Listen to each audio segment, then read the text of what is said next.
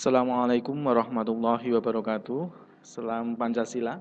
Bertemu lagi dengan Pak Bowo pada pertemuan yang keempat ya ini. Pertemuan yang keempat tapi subbab materi yang ketiga.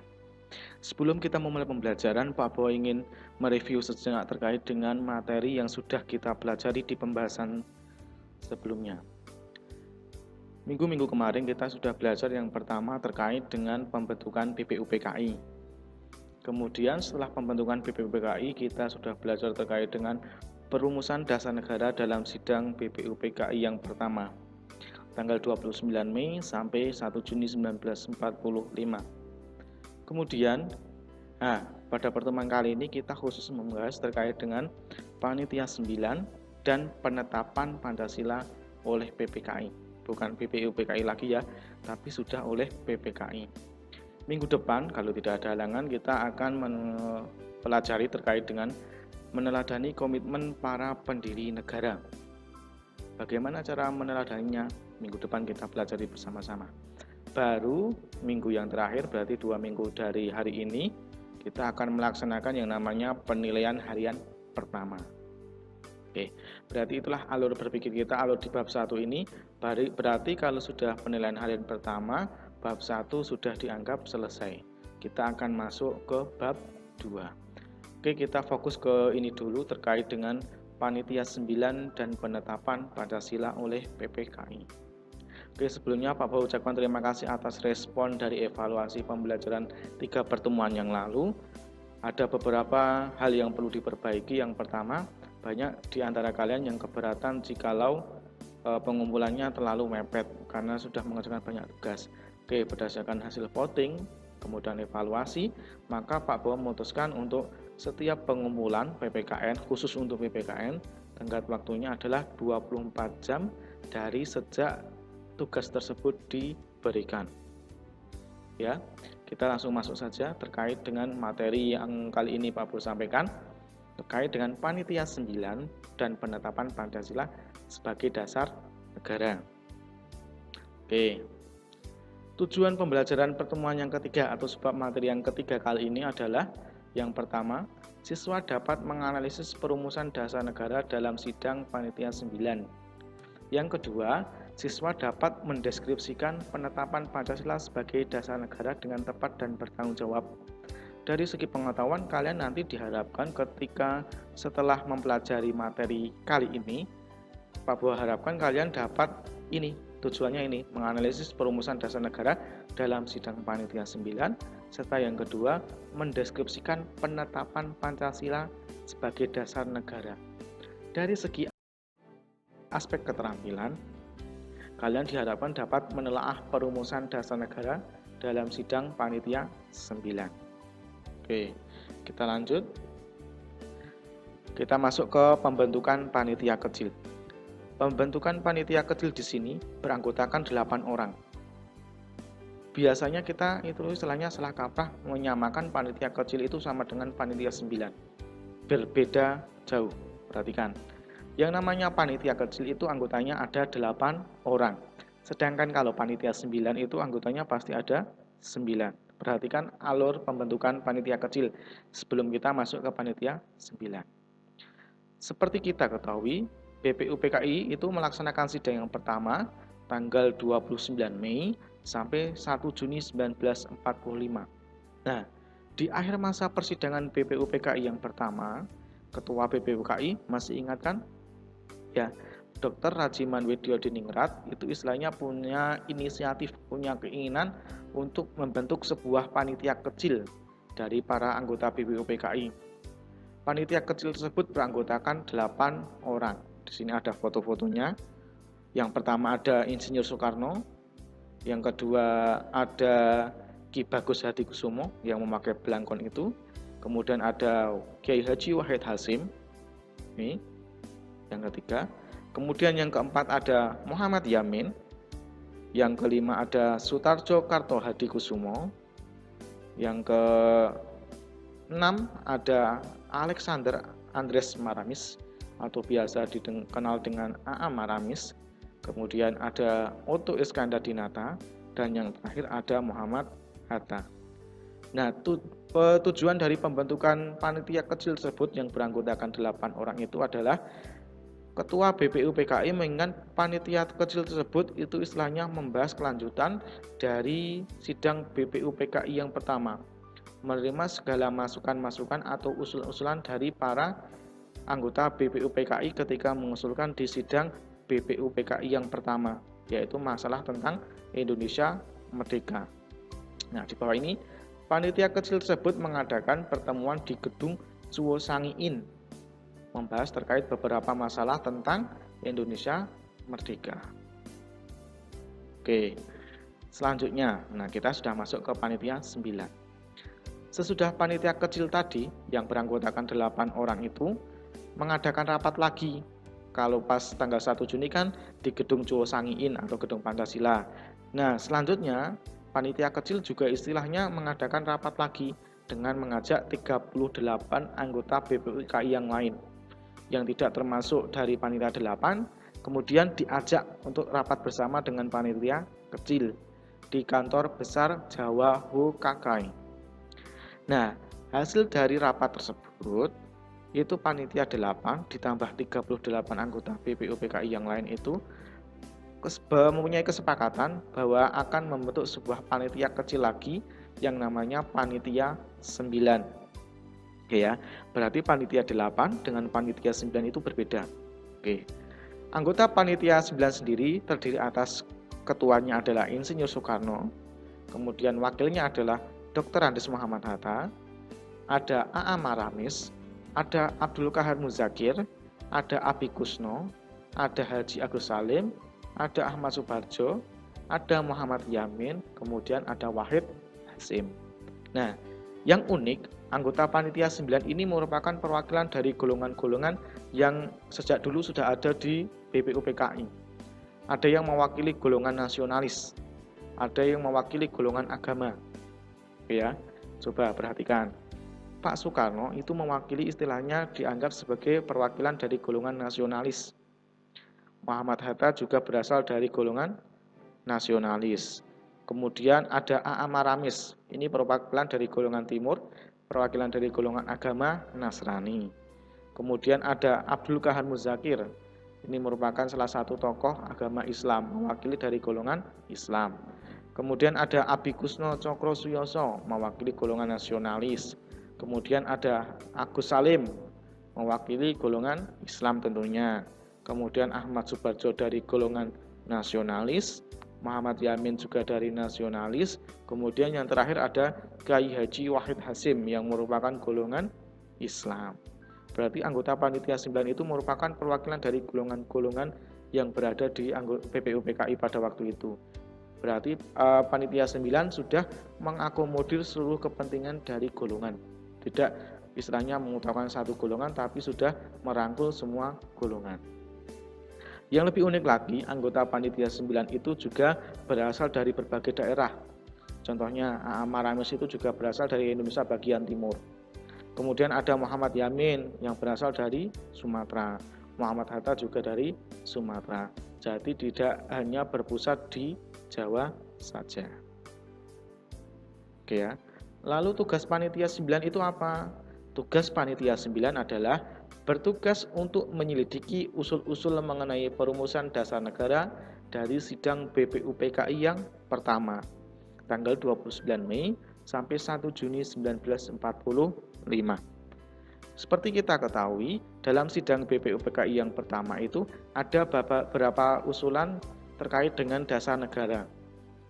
Masih ingat kan, tanggal 29 Mei itu ada usulannya dari Muhammad Yamin yang Bank Mantu Rakyat Sejahtera itu. Kemudian tanggal 31 Mei ada usulan dari Supomo. Kemudian tanggal 1 Juni usulan dari Soekarno. Nah, tugas panitia 9 itu istilahnya melanjutkan atau menyelidiki kira-kira dari ketiga usulan tersebut dan usulan dari tokoh-tokoh yang lain, kira-kira yang cocok dijadikan sebagai dasar negara itu apa. Nah, tugas panitia 9 itu menyelidiki usul-usul tersebut. Apakah mau digabung usul-usul semuanya, atau dipilih, atau dipisah, nanti itulah tugas dari panitia 9. Oke. Hasil dari Panitia 9 pada tanggal 22 Juni 1945 menghasilkan rancangan pembukaan hukum dasar yang dikenal dengan istilah Piagam Jakarta.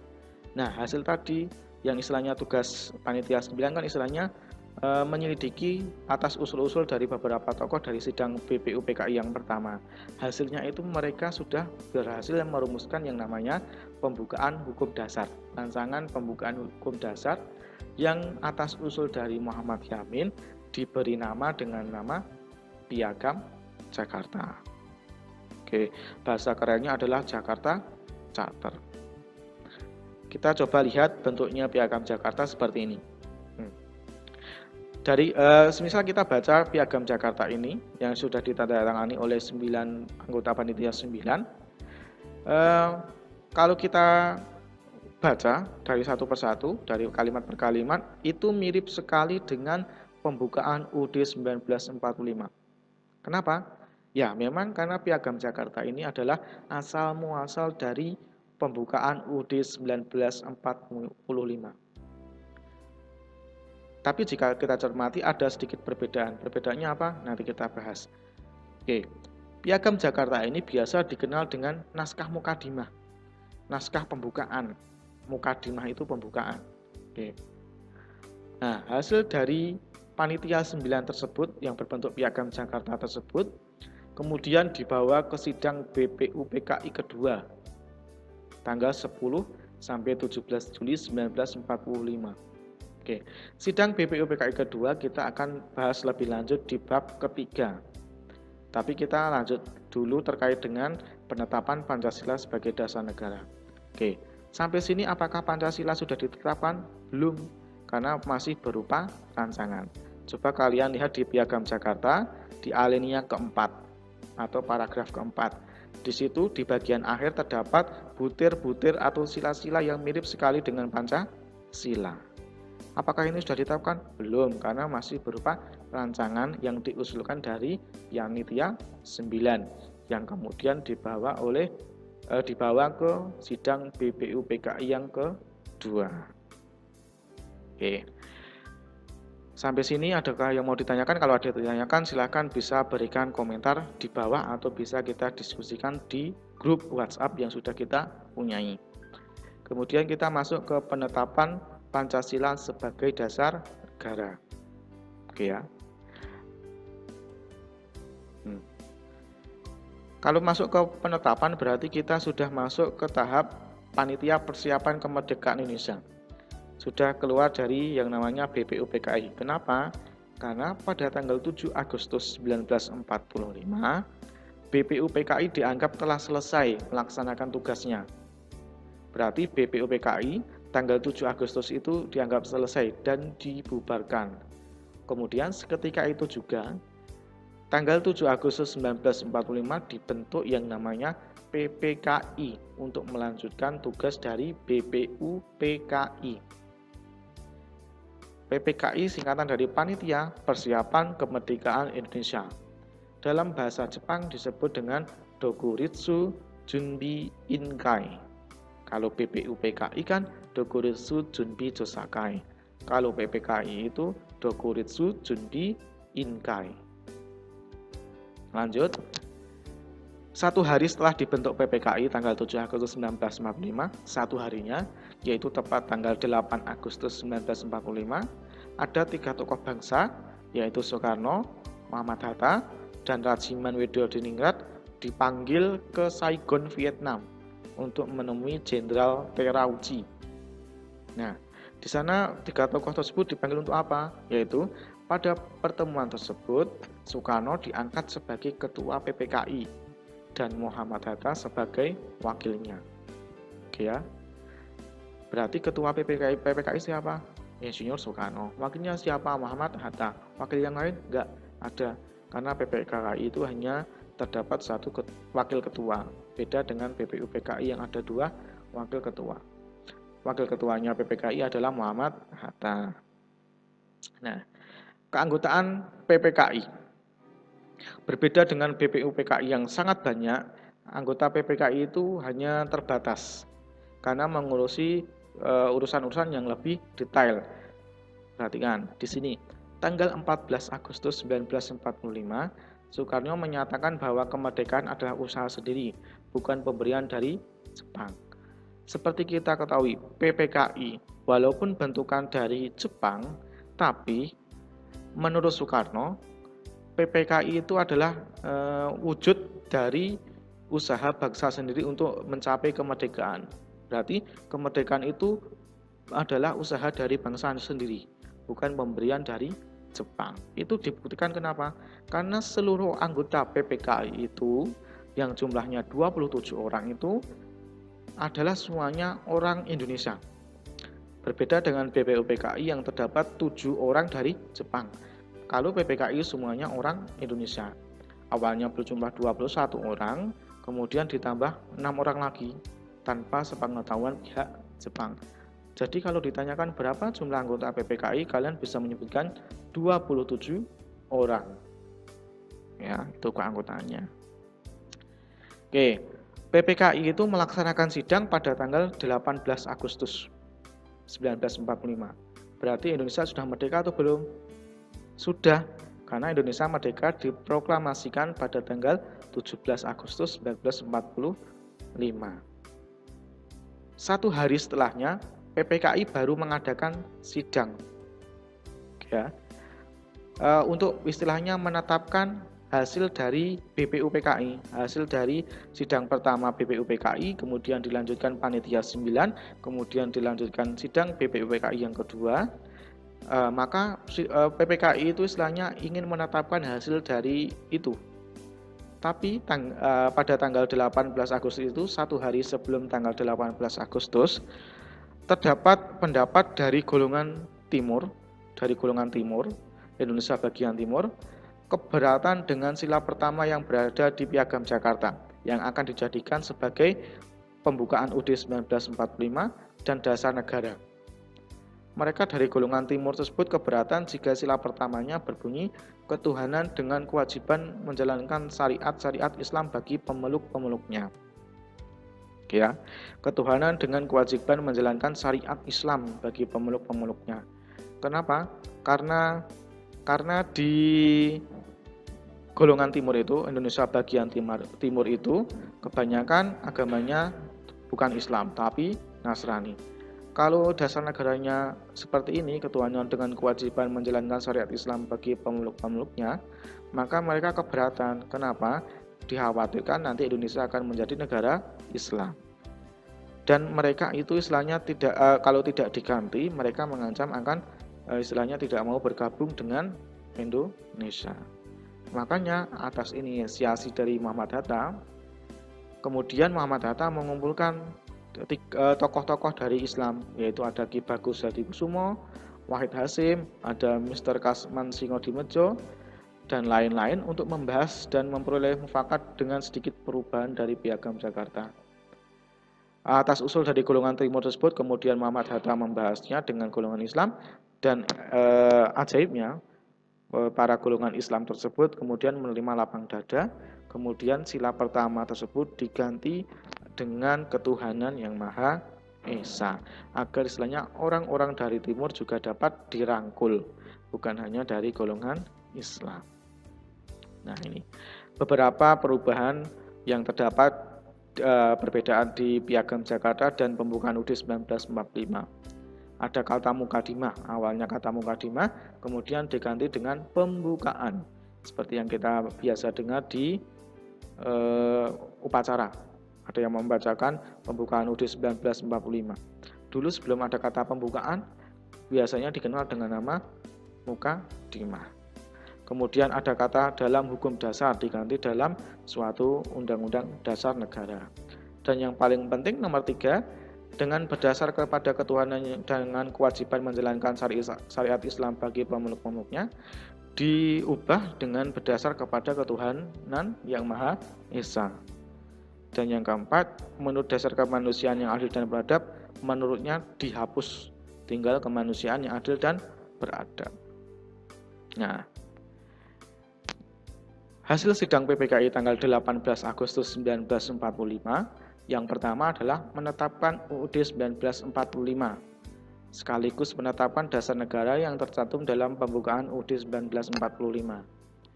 Ingat, dalam pembukaan UUD 1945 di alinea terakhir itu terdapat sila-sila Pancasila yang paling final. Sudah tidak dengan sila pertama ketuhanan dengan kewajiban menjalankan syariat Islam lagi, tapi sudah ketuhanan yang Maha Esa.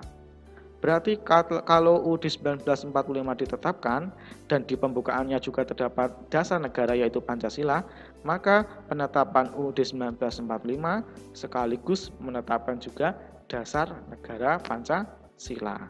Berarti kalau ditanyakan Pancasila itu ditetapkan sebagai dasar negara itu tanggal berapa? Tanggal 18 Agustus 1945. Oleh siapa? PPKI. Nah, yang kedua, selain hasil sidang yang pertama, PPKI juga menghasilkan yang pertama memilih presiden dan wakil presiden Indonesia. Berarti ketika tanggal 17 Agustus 1945 pas kita merdeka, ternyata kita belum punya yang namanya presiden dan wakil presiden. Baru kita memilih istilahnya menetapkan presiden dan wakil presiden 1 hari setelah proklamasi, yaitu 18 Agustus 1945.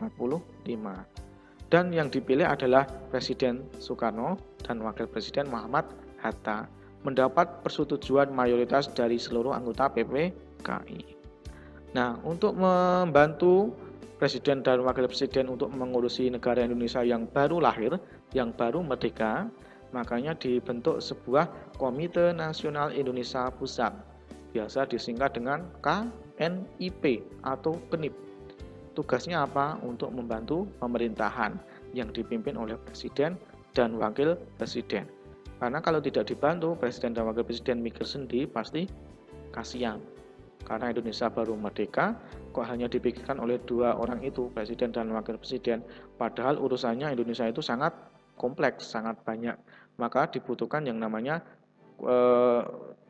sebuah komite yang membantu presiden dan wakil presiden, yang biasa kita kenal KNIP, untuk membantu pemerintahan.